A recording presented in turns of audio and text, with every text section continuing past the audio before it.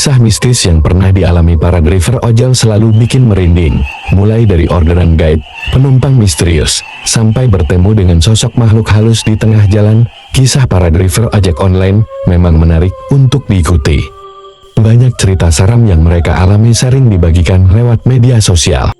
Waktunya untuk kita sama-sama mendengarkan pengalaman horor driver ojol asal Yogyakarta bernama Mas Koko saat menjemput penumpangnya di Bundaran Teknik UGM. Mitosnya tempat ini memang sangat angker, simak kisahnya hanya di About Mail. Cerita kali ini dialami oleh seorang driver ojek online, sebut saja namanya Mas Prastiku, atau akrab disapa Mas Kokom. Mas Koko sendiri menjalankan pekerjaan ojek online-nya hanya sebagai pekerjaan sampingan, kalau pagi hingga siang. Dia mengajar sebagai guru SD di salah satu sekolah dasar negeri di daerah Jogja, yang mana tidak bisa disebutkan tempatnya. Mas Koko usianya baru menginjak 30 tahun, dan belum menikah. Tapi meski begitu Mas Koko masih memiliki kewajiban membiayai sekolah adiknya, yang masih SMA di Solo. Gajinya sebagai guru honorer memang tidak cukup, ditambah orang tua Mas Koko di Solo kehidupannya bergantung padanya. Akhirnya mau gak mau Mas Koko memutuskan untuk menyambi menjadi ojol demi mencukupi kebutuhan hidupnya sendiri selama di Jogja. Dan alhamdulillah, hasilnya sepadan dengan kerja kerasnya. Biasanya Mas Koko baru on aplikasi sekitar jam 6 sore. Hal ini dikarenakan sepulang mengajar siangnya, dia harus mengajar les beberapa anak didiknya, dan lesnya itu privat di rumah masing-masing baginya, selama ada peluang di depan mata. Lakan Mas Koko pergunakan sebaik-baiknya, karena keluarganya sangat bergantung padanya. Suatu hari Mas Koko baru on aplikasi sekitar jam 8 malam. Nah kebetulan saat itu Mas Koko sedang tidak enak badan, dan sempat beristirahat sebentar. Sebenarnya hari itu, dia tidak ingin on aplikasi, karena dia ingin menggunakan waktunya untuk istirahat seharian. Tapi berhubung sang adik lusa ada ujian, dan pembayaran SPP yang harus selunas sebelum ujian, dia mau gak mau Mas Koko tetap nekat untuk narik ojol. Akhirnya Mas Koko menjalankan aktivitasnya sebagai driver ojek online di jam 8 malam. Saat itu cukup lama juga, dia belum mendapatkan orderan yang masuk satupun. Tapi Mas Koko tetap optimis dan terus semangat sambil menunggu orderan. Mas Koko putuskan untuk nongkrong meminum teh panas di salah satu warkop milik temannya, yang lokasinya juga gak jauh dari tempat kosnya Mas Koko. Setibanya di warkop temannya itu, ternyata sudah ada beberapa ojol lain yang nongkrong di sana. Kemudian nama Mas Koko dipanggil sesama teman ojolnya, yang disebut saja namanya Mas Danu. Mas Danu ini sempat bertanya kepada Mas Koko perihal wajahnya yang pucat dan lemas. Tetapi Mas Koko hanya meresponnya dengan senyuman. Mas Koko langsung pesan teh panas. Banyak sekali teman-temannya menyarankan Mas Koko untuk istirahat aja di rumah, karena takutnya kalau nanti dipaksa malah ada apa-apa lagi. Tapi Mas Koko bersikeras tetap untuk berangkat ngojek. Tiba-tiba teman Mas Koko, si pemilik warung bernama Mas Tony ini, bercerita tentang kisah horor. Mas Tony bercerita kalau beberapa hari lalu ada bapak-bapak tua yang juga ngojek online berhenti di warungnya sambil ngos-ngosan. Nah pas Mas Tony tanya kenapa, bapak ini cuma ngejawab, "Saya habis dapat pesanan goib Mas." Mas Tony yang dengar itu bingung terus bertanya lebih jauh lagi sambil dia membuatkan teh hangat untuk menenangkan si bapak. Dan si bapak ini mulai bercerita, katanya, "Saya tuh tadi habis isya, dapat orderan makanan, tertulis pesanannya itu, nasi sambilan, lauk ayam, dan belinya di warung yang dekat Tugu. Saya belikan pesanannya, dan disuruh kirim ke dekat Bundaran UGM. Ya saya gak mikir aneh-aneh Mas. Pikiran saya mungkin ada anak yang lagi kuliah malam, kelaparan, jadi ya saya belikan saja, terus saya antar. Tapi, anehnya, pas saya sudah sampai di Bundaran UGM, saya mencium aroma melati kuat banget. Aromanya tuh berasa kayak ditempel pas di hidung kita.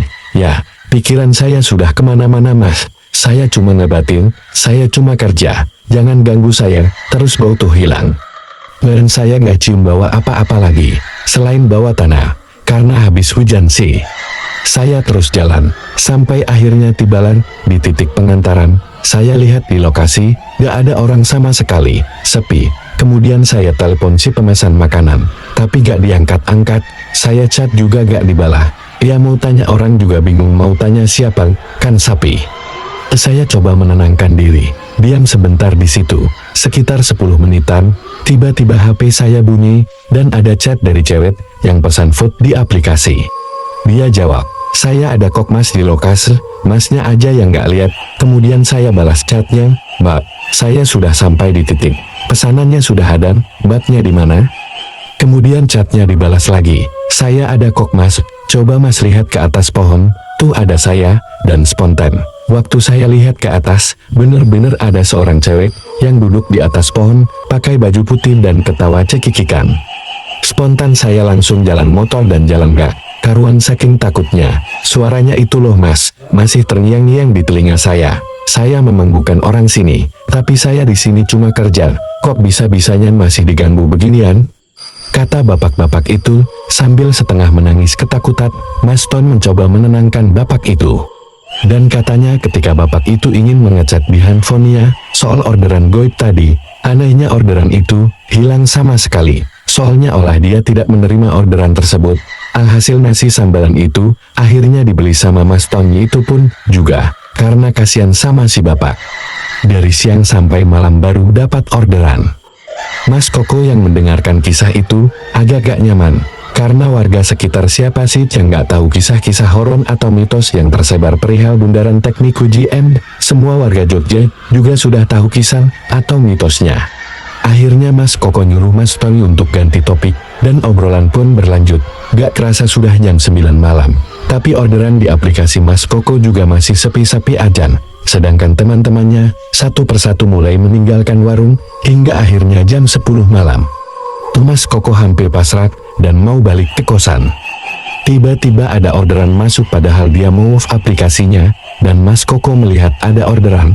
Mas Koko juga melihat lokasi penjemputannya itu di Bundaran UGM, dan lokasi turunnya di Gereja Saidan. Di situ juga tertulis nama si pemesan Astuti. Setelah mendengar cerita dari Mas Tony, awalnya Mas Koko ragu untuk mengambil orderan itu. Tapi di sisi lain, dia ingat sang adik dia butuh biaya, ya mau gak mau Mas Koko memberanikan diri untuk mengambil orderan itu. Gak tahu gimana, baru aja Mas Koko meninggalkan warung, tubuhnya ini kayak makin berat, kemudian juga merinding sekujur tubuhnya. Karena dirasa badannya makin gak enak, Mas Koko ngechat ke Astuti, terus dia kasih tahu kalau maaf jalannya agak lambat, karena kondisinya sedang tidak fit alias lemas. Dengan santai, si Astuti ngejawab, "Iya mas gak apa-apa, hati-hati di jalan ya mas." Dia akhirnya terus jalan sambil hati-hati mengarah ke lokasi penjemputan. Singkat cerita, sekitar 15 menit kemudian, sampailah Mas Koko di Bundaran UGM. Kemudian dengan chat lagi ke Astuti, dan dengan cepat Astuti menjawab, "Saya ada kok mas, ada di dekat pohon besar, dekat bundaran mas." Mas Koko mulai melihat ke arah sekitar, dan jelas terlihat ada sosok perempuan. Dan dia pikir, yaitu pelanggannya yang harus dia jemput. Badannya kurus, pakai baju semacam gamis berwarna bata, dengan kerudung putih sambil membawa tas di pundak. Perempuan itu jalan menghampiri Mas Koko, karena dia memakai masker. Mas Koko gak bisa lihat jelas wajahnya. "Mbak Astuti ya?" Dan perempuan itu pun mengangguk. Mas Koko langsung memberikan helmnya ke Astuti, karena Astuti memakai gamis, otomatis duduknya miring. Dan saat naik, salah satu tangan Astuti ini sempat memegang pundak Mas Koko. Seketika Mas Koko merasakan tangan si Astuti dingin sekali. Padahal jaket ojol Mas Koko ini juga cukup tebal dan hangat. Tapi baru kali ini, Mas Koko merasakan tangan yang begitu dingin. Dan dinginnya bisa menembus ke dalam jaketnya. Mas Koko gak mau terlalu banyak berpikir aneh. Setelah Astuti naik, Mas Koko melanjutkan perjalanannya ke alamat yang dituju. Selama perjalanan Mas Koko mencoba mencairkan suasana. Karena udah larut malam, otomatis ada beberapa jalan yang memang sudah sepi banget. Mas Koko ini sebenarnya tipe penakut, makanya dia selalu mencoba mencairkan suasana. Mas Koko lalu iseng bertanya, "Mbak, kok sampai pulang jam segini kuliahnya?" "Emang kuliahnya lagi banyak ya Mbak?" Astuti yang ada di belakang menjawab, "Saya lagi garap skripsi mas, jadi banyak tugas." Mas Kokonya mengangguk-angguk sambil melanjutkan perjalanan. Saat Mas Koko bertanya lagi kepada Astuti, anehnya dia malah tidak mendapatkan respon. Mas Koko berpikir, mungkin Astuti lagi capek makanya gak mood buat ngomong. Semakin lama Mas Koko merasa kok jalannya muter-muter terus di bundaran UGM.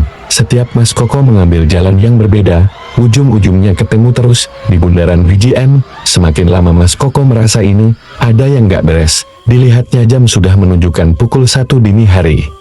Entah sudah berapa kali banyak Mas Koko memutari bundaran UGM dengan si Astuti. Mas Koko yang kesal akhirnya mematikan motornya pas di tepi bundaran dan iseng melihat ke arah Stian. Ternyata sosok Astuti yang diboncengnya sudah gak ada di jok belakang. Mas Koko shock saat itu juga. Dia langsung noleh mencoba untuk meyakinkan melihat ke belakang dan memang gak ada. Sosok Astuti hilang begitu aja. Mas Koko mencoba mencari-cari di sekitar. Takutnya Astuti terjatuh dari motor. Tapi Mas Koko sama sekali tidak mendapati manusia satupun di lokasi tersebut. Dia mulai berkeringat dingin. Firasatnya sudah gak enak. Perlahan Mas Koko meninggalkan bundaran tersebut. Saat ia mendekati sebuah pohon beringin yang besar, tiba-tiba terdengar samar-samar suara perempuan yang menyanyikan lagu Gugur Bunga. Mas Koko semakin shock dan takut. Tidak lama kemudian, suara itu menghilang. Situasi di lokasi cuma sunyi senyap. Yang ada hanya Mas Koko seorang diri di tempat itu. Mas Koko mencoba untuk beristighfar berkali-kali dan berniat cepat-cepat berlalu dari situ. Namun begitu dia mencoba untuk menyalakan motornya, ternyata motornya tiba-tiba mogok. Makin gak haruanlah pikiran Mas Koko saat itu juga. Apalagi kondisi tubuhnya yang saat itu terasa berat sekali dan berkeringat dingin. Sampai-sampai Mas Koko melepaskan jaketnya dari tubuhnya dan dia mengaku saat itu gerah. Dia mencoba untuk menghubungi teman-temannya sesama ojol. Tapi parahnya, sinyal handphonenya hilang seketika. Mas Koko mulai keringat dingin. Dia pasrah dan mulai mendorong motornya. Saat dia mendorong motornya yang mogok, secara mengejutkan tiba-tiba di jok belakang ada sosok perempuan. Sosok itu memakai dress putih panjang yang lusuh, duduk miring, rambut acak-acakan, bajunya pucat, dan matanya melotot memandangi Mas Koko dan berkata, "Motornya mogok ya Mas?" Mas Koko yang shock langsung tidak sadarkan diri. Mas Koko ditemukan sekitar jam 4 pagi saat temannya akan berangkat ke Semarang untuk pulang ke rumah orang tuanya. Semenjak kejadian itu, Mas Koko sudah tidak berani mengambil orderan yang titik penjemputannya atau pengantarannya di sekitaran bundaran UGM atau bundaran tekniknya. Memang, bundaran teknik UGM sampai sekarang masih menyimpan mitos dilarang menyanyikan lagu Gugur Bunga. Karena kan ada hal-hal mistis yang bisa terjadi kalau melanggar. Bundaran teknik UGM di bundaran ini, selain menyimpan mitos mengerikan, juga terkenal angker. Banyak orang yang mengalami kejadian-kejadian ganjil di tempat ini. Mitosnya, lagu Gugur Bunga yang menjadi lagu atau himne penghormatan untuk para pahlawan yang sudah meninggal. Konon, jika kamu menyanyikan lagu Gugur Bunga di tempat ini, saat malam hari, kamu akan didatangi hantu penunggu bundaran teknik. Dia akan menampakkan dirinya padamu dengan wujud yang menyeramkan. Kedatangannya akan terasa dengan bau harum, bau bunga. Jika aromanya dekat, berarti hantu itu masih agak jauh dari kamu. Tapi kalau aromanya perlahan menghilang, tandanya justru dia sudah ada di belakang kamu, atau ada di boncengan motor kamu tanpa kamu sadari.